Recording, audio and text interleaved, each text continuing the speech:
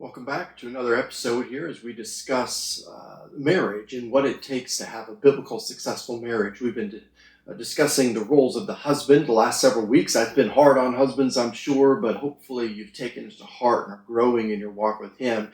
Now I want to turn to the role of the wife. And the reality is, just like the role of the husband, the role of the wife has been hijacked and demeaned by culture. In a very sad way, many wives have left their role, and the result is marriages that are struggling, marriages that are suffering greatly because the wife doesn't understand what God has called her to do. And one of the reasons for this is because the first aspect to the role we're going to talk about today is perhaps one of the most maligned, despised, misunderstood, mistreated aspects of marriage that our culture looks at. They despise, they hate this concept that we're going to talk about today. The first aspect that I want to talk about in regards to the wife deals with the wife's submission. We find this in Ephesians chapter 5, verse 22. Wives, be subject to your own husbands as to the Lord. For the husband is the head of the wife, as Christ also is the head of the church, he himself being the Savior of the body. But as the church is subject to Christ, so also wives ought to be subject to their husbands in everything. We find this as well in Colossians chapter 3, verse number 18. Wives, be subject to your husbands as is fitting to the Lord. And then finally in 1 Peter chapter 3, verses 1 through 6. In the same way, you wives, be submissive to your own husbands, so that even if any of them are disobedient to the word, they may be won without a word by the behavior of their wives.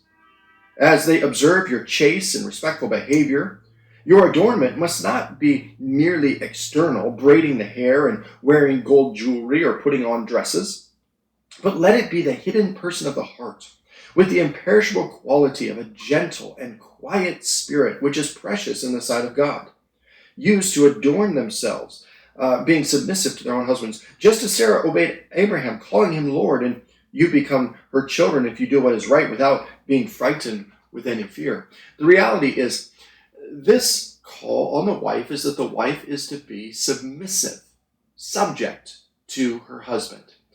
And even as we say that today, I know many women cringe at that concept. And they cringe at the concept for two reasons. One is because of abuse by husbands who are not fulfilling their role. And so husbands, if you're fulfilling your role of being a servant leader, it goes a long way to help your wife fulfill her role. And many husbands, unfortunately, are not doing that. They are abusive and domineering. And as a result, this concept of submitting to them can cause the wife to cringe. And the second reason is this feminist movement. And really, it goes all the way back to the fall. This concept that women need to be doing same jobs as men, the same roles as men.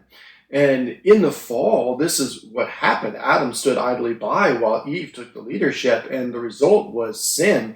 And then in the curse, as God cursed mankind, one thing he told Eve in Genesis chapter 3, verse 18, was that she would long after her husband. She would want his role. She would want to rule, to domineer over him. And so as a result, today, this is a concept that is hated. Now, I also think it's hated because it's misunderstood. It has been wrongly applied, wrongly defined, and so we want to be very careful today as I discuss this and how we define it and what we say about it. So sometimes to define a term, the best way to do so is to talk about what it's not first. What are we not talking about? So we're not saying that the wife is inferior to the husband. Not in any way is she inferior. She is equal with her husband. She is of equal value to her husband. Christ died for her just as he died for her husband. So we're not saying that she is inferior. We're not saying that she's some kind of slave, like the husband owns her and she needs to do whatever he says. That's not what we're saying either. It doesn't mean that she should not share her opinion or give her advice. We're going to see later in the next few weeks that actually that is her role. Part of her role is to give her opinion and to share her advice. So we're certainly not saying that she needs to say some sort of quiet wallflower, seen but not heard.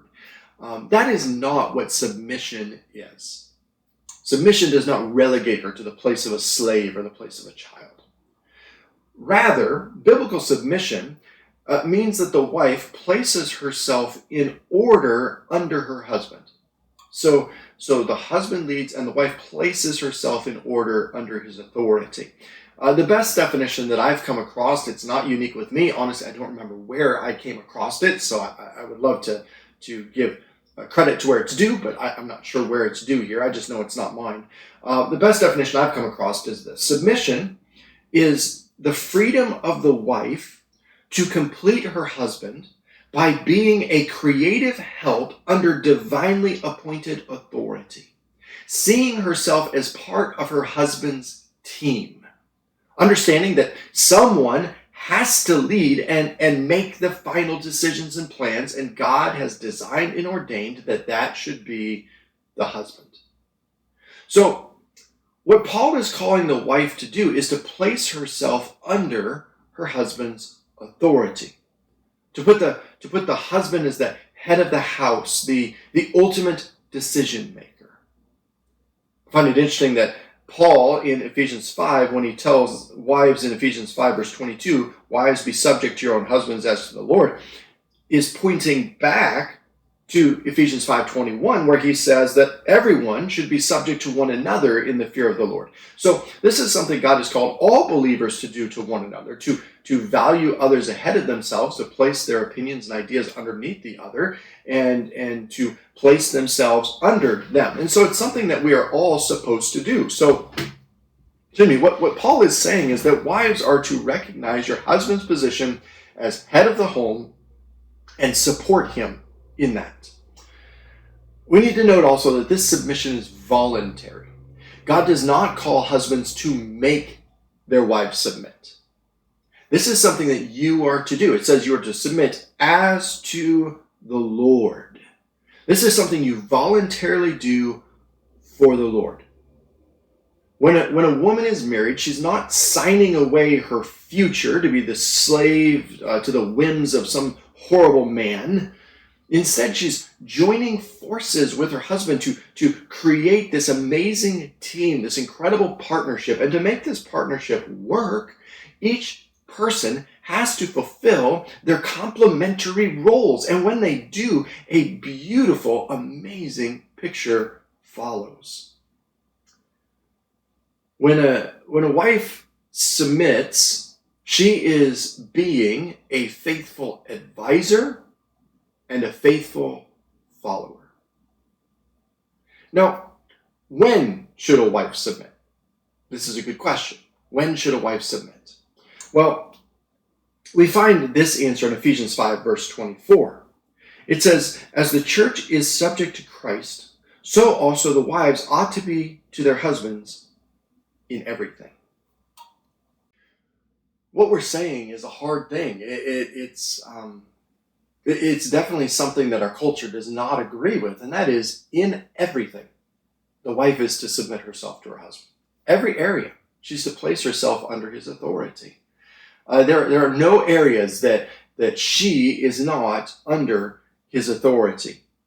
The reality is we can't minimize what God is saying here. That would detract from the command to the church. The church submits to Christ in everything.